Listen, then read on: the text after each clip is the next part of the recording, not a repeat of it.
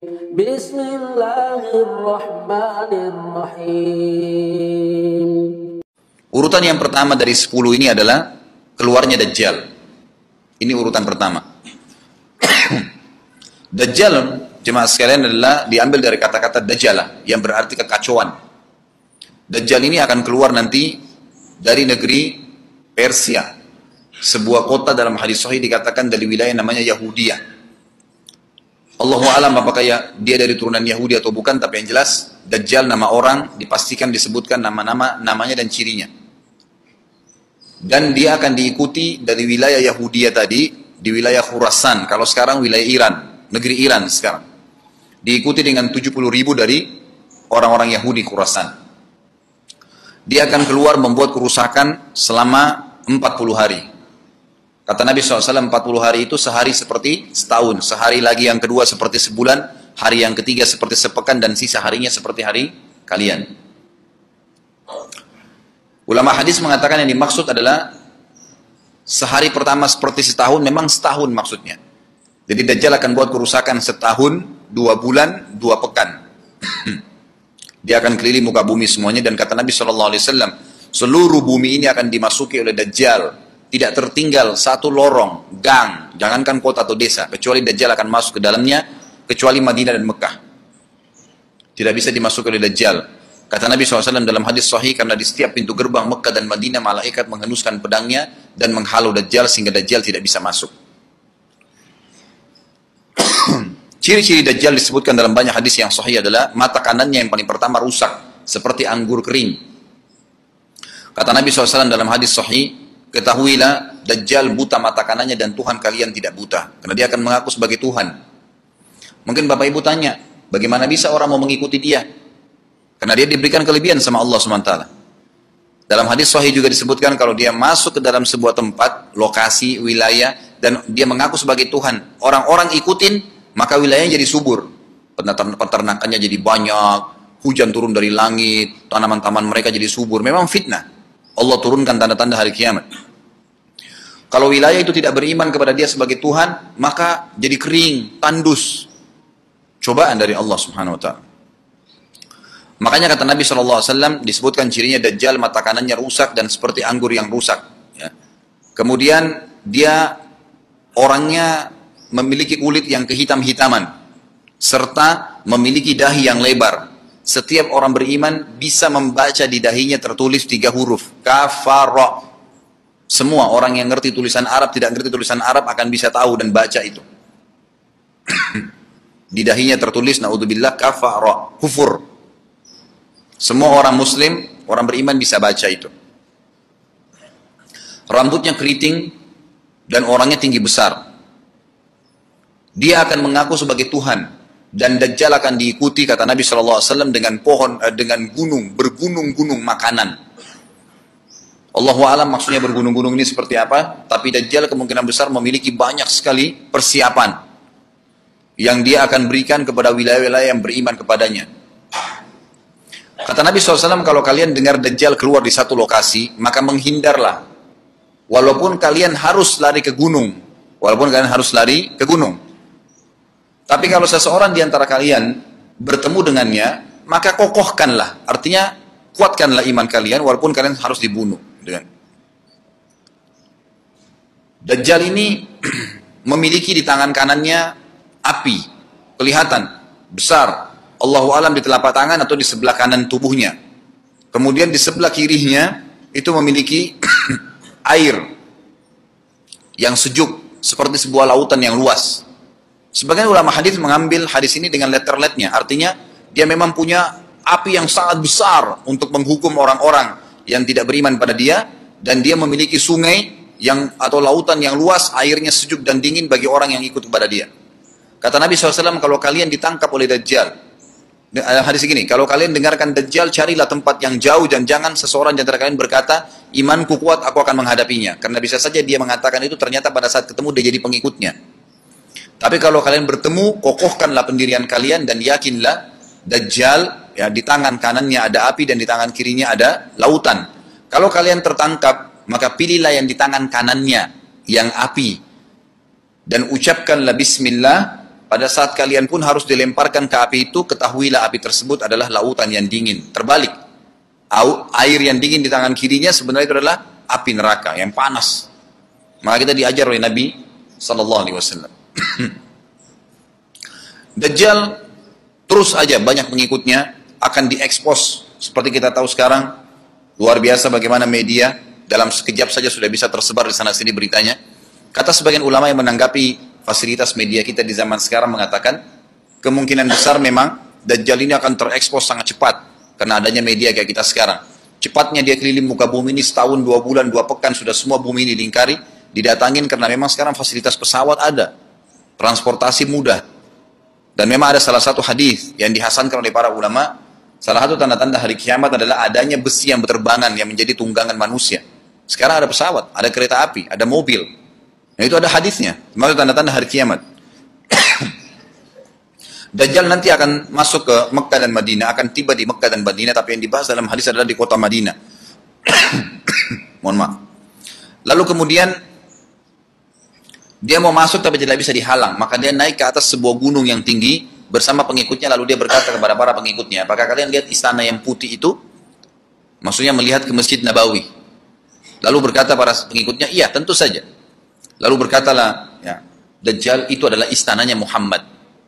Tidak bisa dia masuk ke dalam. Dia hanya batas wilayah haram di luar kota Madinah. Maka kata Nabi SAW, Dajjal pun menepukkan telapak kakinya ke bumi di luar kota Madinah, maka terjadilah gempa di kota Madinah, dan keluar dengan gempaan tersebut semua orang yang munafik. Karena orang kafir nggak ada di Madinah. Semua orang yang di dalam hatinya ada sifat kemunafikan keluar dan jadi pengikutnya Dajjal karena goncangan itu. Dan tertinggallah di kota Madinah orang yang hatinya bersih imannya kepada Allah Subhanahu Wa Taala. Lalu kata Nabi SAW akan keluar dari kota Madinah nanti saat satu orang anak muda dengan hikmah Allah, dia keluar dan orang ini bersih hatinya dengan keimanan. Maka Dajjal pun menangkapnya. Lalu dia ingin mendemokan kemampuannya di depan para pengikutnya. Lalu kemudian Dajjal pun mengatakan kepada anak muda tersebut, saya Tuhanmu. Anak muda itu mengatakan, kau adalah Dajjal yang telah disampaikan oleh Nabi kami Muhammad SAW. Maka dia pun mengambil gergaji, sebagian hadis lain menjelaskan alat yang tajam, lalu membelah dua anak itu. Dari kepalanya dibelah sampai ke kemaluannya, terbelah dua kiri kanan. Lalu Dajjal lewat di tengah-tengahnya, demo sambil ya dilihat oleh para pengikutnya dan mereka bersorak-sorak. Lalu Dajjal mengatakan, bersatu kembali jasadnya. Kata Dajjal dalam hadis ini, apakah kau sudah yakin saya Tuhanmu? Anak muda itu mengatakan, saya bertambah yakin kalau kau adalah Dajjal yang disampaikan oleh Nabi SAW. Kata Nabi SAW dalam hadis penutup, ini hadis sahih riwayat Bukhari, riwayat Muslim, ahli sunan, semua menukil tentang masalah Dajjal. Saya tidak sebutkan siapa-siapa perawinya karena ini semua hadis sahih. Cukup banyak hadisnya, saya satukan saja. Jadi merangkai seperti sebuah cerita. Maka Dajjal pun akhirnya setelah itu tidak mampu menyentuh anak muda lagi. Anak muda itu. Allah SWT sudah selamatkan dia. Ringkas cerita, Mekah sama Madinah cuma dia laluin, kemudian dia menuju ke Palestina. Pada saat tiba di Palestina, Dajjal sendiri tidak tahu kalau ajalnya sudah dekat. Maka dia pun akhirnya ya, berdemo di sana, menganggap dia punya sebuah kerajaan, sampai di daerah Palestina, tepatnya sekarang Israel, subhanallah. Direbut wilayah itu oleh Israel, tanpa mereka sadari, dalil-dalil wahyu menuntun mereka ke situ. Ada sebuah kota, namanya kota Babulut. Di Israel itu kota itu ada, saya pernah lihat cuplikannya. Termasuk kota yang diidolakan di dalam negeri Israel sendiri namanya Babulut. Subhanallah, hadis menyebutkan nama Babulut. Hadis Nabi SAW dari 1400 tahun yang lalu mengatakan, nanti Dajjal akan berkumpul di sebuah wilayah namanya Babulut di Syam. Maksudnya di Palestina itu. Israel sekarang. Ada kota Babulut dan orang Yahudi sekarang lagi gencar membangun kota itu dan dianggap kota favoritnya Israel. Subhanallah. Dajjal akan masuk ke sana dan berkurung diri. Pada saat dia tiba di Palestina, waktu yang bersamaan, di kota Madinah berkecamuk. Kaum muslimin sepakat semua keluar untuk mengejar Dajjal dan membunuhnya. Keluar dari kota Madinah, satu orang yang namanya seperti namanya Nabi Muhammad SAW, Muhammad bin Abdullah. Dan dia dari turunan Nabi SAW juga. Kata Nabi SAW akan keluar nanti, ya, seseorang dari kota Madinah, dari keturunanku, yang namanya seperti namaku, Muhammad bin Abdullah. Juga sama posternya, parasnya seperti aku. Sama dengan Nabi SAW, persis alisnya, rambutnya, kulitnya dari turunan Nabi SAW, tapi dari asli kota Madinah. Sebagian ulama hadis mengatakan dari turunan Hasan radhiyallahu anhum ajmain. Intinya kata Nabi SAW akan keluar nanti dari kota Madinah, tapi akhlaknya bukan seperti akhlakku. Tentu tidak mungkin ada orang yang sama dengan akhlak Nabi SAW. Kata Nabi SAW, Allah mengubah dia dalam sehari semalam. Tiba-tiba berubah menjadi orang baik dalam sehari semalam, jadi orang paham agama. Lalu orang-orang pun akan datang kepadanya dari masyarakat Madinah berkata, engkau adalah turunan Rasulullah SAW, pimpinlah kami berperang melawan Dajjal. Maka dia pun menolak. Dia menolak awalnya, kemudian dia menuju ke Mekah, diikutin dengan 300 orang pertama dari kota Madinah. Sampai di Mekah, setelah selesai dia tawaf, maka seluruh muslimin menunjuknya sambil mengatakan, engkau harus memimpin kami. Dan orang ini punya julukan Mahdi, dikenal dengan Imam Mahdi. Inilah tanda-tanda kiamat yang kedua. Setelah Dajjal keluar, buat kerusakan di muka bumi tadi selama 40 hari itu atau setahun lebih.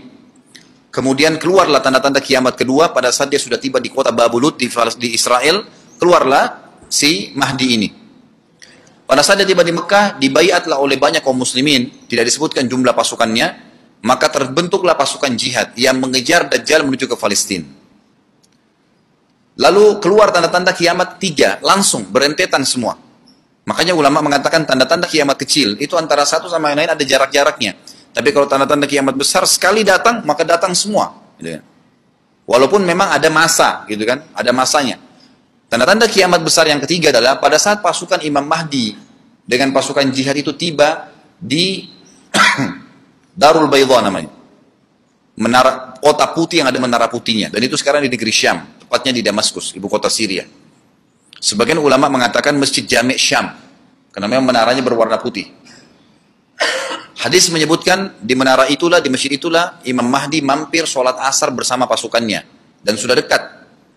Syam, negeri Syam, masuk di dalamnya wilayah itu adalah Israel, ya sekarang Palestina, kemudian Syria. Dan ini masjid ada di Syria, di Damaskus.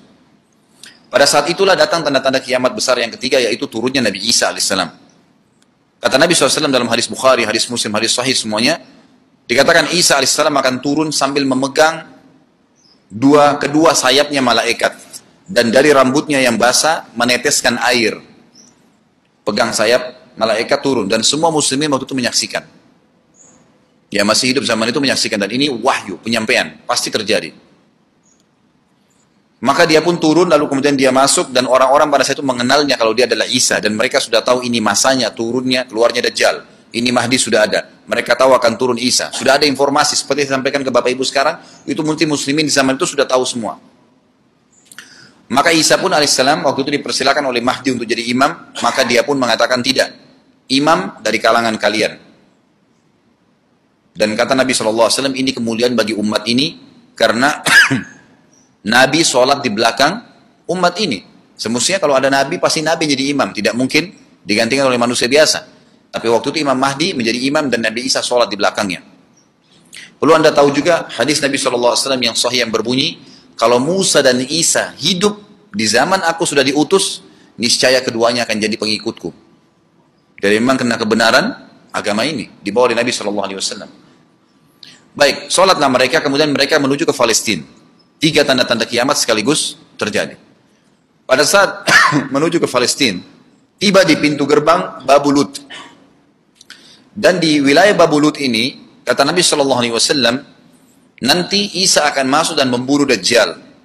Dan setelah membunuh Dajjal, maka seluruh pengikut Dajjal dari kaum Yahudi akan bersebaran, sembunyi di bawah batu dan pohon. Di atas batu dan di bawah pohon. Semuanya batu dan pohon itu akan berbicara kepada setiap pasukan mujahidin, berkata, wahai muslim, ini Yahudi di atas saya atau di bawah saya. Batu bilang ini Yahudi yang sembunyi. Yang pohon mengatakan, wahai muslim, ini Yahudi, bunuhlah dia. Maka dibunuhlah orang-orang Yahudi tersebut yang menjadi pengikut Dajjal oleh kaum muslimin. Kecuali satu pohon, namanya pohon Garqat. Pohon Garqat ini, pohon yang daunnya kadang-kadang agak kering dan ada duri-duri, ya, batangnya ada durinya. Subhanallah, pohon ini dikenal dengan pohon Yahudi, karena satu-satunya pohon yang tidak akan bicara nanti adalah pohon ini. Dan apakah Bapak Ibu sudah tahu, sekarang pemerintah Israel besar-besaran menanam pohon itu. Subhanallah. Kalau anda lihat di berita tentang apa yang sekarang ditanam di negeri Israel orang Yahudi, maka yang paling banyak adalah pohon Garqat. Bahkan cuplikan yang saya lihat tentang babu Lut itu pohon karpetnya sudah sangat besar-besar. Diameter sudah 3 meter, 4 meter ke atas. Mereka sangat tahu tentang hadis ini. Tapi memang orang Yahudi sebagaimana Ibnu Abbas katakan radhiyallahu anhu, beliau mengatakan firman Allah SWT tafsirnya surah Al-Fatihah, ghairil maghdubi alaihim, bukan orang-orang yang kau murkahi ya Allah, ihdinas siratal mustaqim, tunjukkanlah kami jalan yang lurus, siratal ladzina an'amta alaihim, jalan orang-orang yang telah kau berikan petunjuk, maksudnya orang-orang yang beriman. Ghairil maghdubi alaihim, bukan orang yang kau murkahi. Kata sahabat Nabi Ibnu Abbas radhiyallahu anhu adalah orang-orang Yahudi. Allah murka sama mereka karena mereka tahu kebenaran tapi mereka tidak mau ikutin. Itu cirinya orang Yahudi. Bahkan Allah mengatakan tentang mereka terhadap Nabi SAW, ya'rifuna kama ya'rifuna abna'ahum. Mereka mengenal Muhammad SAW sebagaimana mereka mengenal anak-anak mereka sendiri. Jadi orang Yahudi tahu. Waladhdallin, dan bukan orang-orang yang sesat. Ini adalah kata Ibnu Abbas, orang-orang Nasrani. Mau nyebarin agama tapi mereka keliru. Agamanya yang Nabi Isa itu tidak wajib disebarkan di seluruh dunia. Tapi disebarin untuk Bani Israel. Karena Nabi Isa diutus untuk Bani Israel. Mereka mau berdakwah tapi salah. Ringkas cerita adalah Nabi Isa alaihissalam akhirnya tiba dengan pasukan mujahidin di depan pintu gerbang Babu Lut. Kemudian orang-orang Yahudi tidak kenal, tidak tahu Nabi Isa, tidak tahu tentang itu Mahdi. Mereka belum tahu ini. Mereka berbangga-bangga saja. Lalu mereka berkata kepada Dajjal, ada pasukan, segelintir pasukan yang mau menyerang kita. Dajjal mengatakan, bukakan pintu gerbang. Mereka tidak akan mampu melawan kita, karena pasukannya mereka banyak memang. Maka Dajjal dengan sombongnya menunggu di depan pintu gerbang. Pada saat dibuka, Dajjal kaget melihat ada Isa alaihissalam. Dan pada saat itu kata Nabi SAW, Dajjal faham kalau sudah tiba ajalnya. Begitu melihat Isa alaihissalam, dia lari. Dan badannya sambil meleleh di depan para pengikutnya.